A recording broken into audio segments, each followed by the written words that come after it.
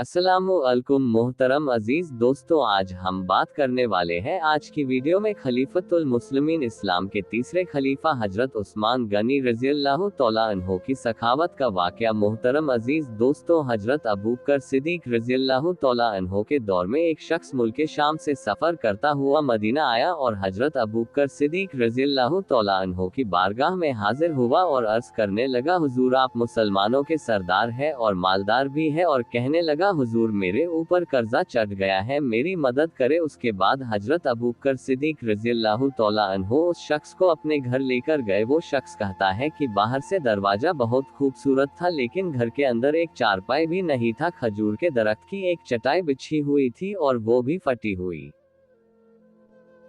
उसके बाद हजरत अबू बकर सिद्दीक रज़ियल्लाहु तआला अन्हो ने उस शख्स को चटाई पर बिठाया और उस शख्स से कहने लगे, मैं तुम्हें एक अजीब बात बताऊं। वो शख्स बोला, जी बताइए। हजरत अबू बकर सिद्दीक रज़ियल्लाहु तआला अन्हो ने कहा, 3 दिन से मैंने एक अनाज का दाना नहीं खाया, मैं कुछ खजूर खाकर गुजारा कर रहा हूं। वो शख्स कहने लगा, हुजूर मैं अब क्या करूं, मैं बहुत दूर से उम्मीद लगाकर आया हूं। उसके बाद आपने उस शख्स से कहा, तुम उस्मान गनी रज़ियल्लाहु तआला अन्हो के पास चले जाओ। शख्स ने कहा, मुझे तो बहुत सारे पैसे चाहिए।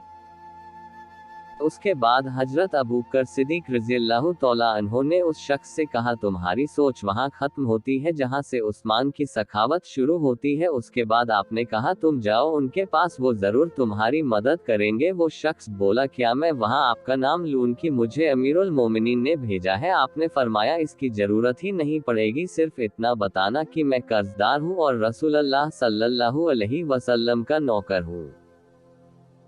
वो शख्स बोला कि वो सबूत मांगेंगे। आपने कहा, उस्मान मदद करते वक्त दलील या सबूत नहीं मांगा करते। उस्मान अल्लाह की राह में देते हुए पूछताछ नहीं करते और सखावत करते वक्त टटोलना उस्मान की आदत नहीं। फिर वो शख्स वहां से पूछते पूछते हजरत उस्मान गनी रज़ियल्लाहु तआला अन्हो के दरवाजे पर पहुंच गया और दरवाजे पर दस्तक दी। हजरत उस्मान गनी रज़ियल्लाहु तआला अन्हो की अंदर से बोलने की आवाज आ रही थी। अपने बच्चों को डांट रहे थे कि तुम लोग दूध के अंदर शहद मिलाकर पीते हो, खर्चा थोड़ा कम किया करो, इतना खर्चा करने की जरूरत नहीं, दूध मीठा शहद भी मीठा, तुम कोई बीमार थोड़ी हो। ये सब बातें वो शख्स दरवाजे पर खड़े सुन रहा था और सोचने लगा कि अबू बकर सिद्दीक रज़ियल्लाहु तआला अन्हो तो बड़ी बातें बता रहे थे, लेकिन ये तो अपने बच्चों को दूध में शहद मिलाने पर डांट रहे हैं। ये कैसे मेरी मदद करेंगे? और मुझे तो कई हजार दिनार चाहिए, क्या ये देंगे? वो शख्स कहता है, अभी मैं ये सब सोच ही रहा था कि अंदर से दरवाजा खुलने की आवाज आई।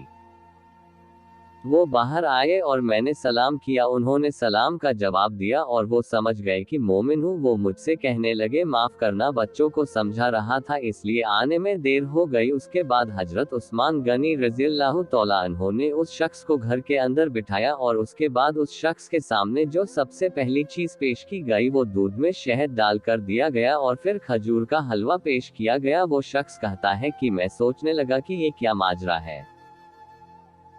अभी तो घर वालों को डांट रहे थे कि एक चीज इस्तेमाल किया करो और मेरे सामने तो 3 चीजें पेश कर दिए, लेकिन अभी भी उस शख्स के दिल में शक था कि मेरी जरूरत तो बहुत ज्यादा है, पता नहीं ये मेरी मदद करेंगे या नहीं। वो शख्स कहता कि मेहमान नवाजी के बाद हजरत उस्मान गनी रज़ियल्लाहु तआला अन्हो ने पूछा कि बताओ कैसे आना हुआ? वो शख्स बोला कि मैं मुसलमान हूँ और मुल्क शाम का रहने वाला हूँ और कुछ कारोबारी मुश्किलात की वजह से कर्जदार हो गया हूँ, मुझे कुछ पैसों की जरूरत है।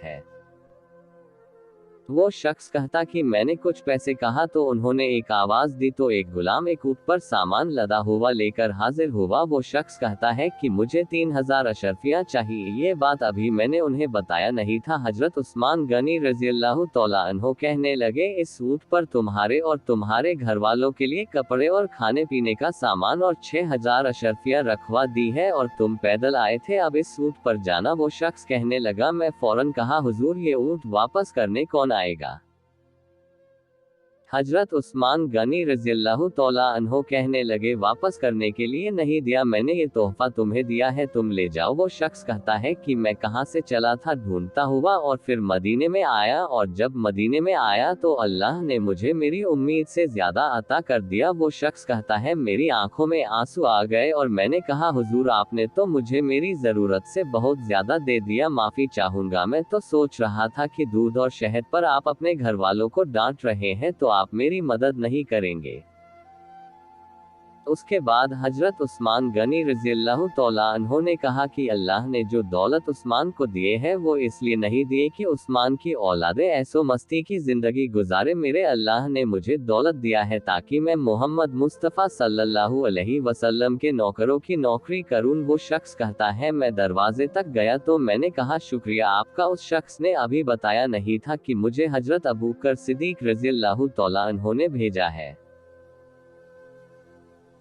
हजरत उस्मान गनी रज़ियल्लाहु तआला अन्हो कहते हैं कि शुक्रिया अबू बकर सिद्दीक रज़ियल्लाहु तआला अन्हो का करना जिसने तुम्हें ये रास्ता दिखाया है। वो शख्स कहता है कि हुजूर आपको तो मैंने बताया ही नहीं कि मुझे किसने यहाँ भेजा है। तो हजरत उस्मान गनी रज़ियल्लाहु तआला अन्हो मुस्कुरा कर कहने लगे, छोड़ो आपका काम हो गया, इन सब बातों में न पड़े। मोहतरम अजीज दोस्तों, ये थी हजरत उस्मान गनी रज़ियल्लाहु तआला अन्हो की सखावत और शान, जिन्होंने अपनी दौलत और अपना सब कुछ अल्लाह और उसके रसूल की राह में कुर्बान कर दिया करते थे। तो प्यारी दोस्तों, यह वीडियो हमारी कैसी लगी कमेंट करके जरूर बताएं। इस वीडियो को शेयर करें, लाइक करें और चैनल को सब्सक्राइब करें। खुदा हाफिज।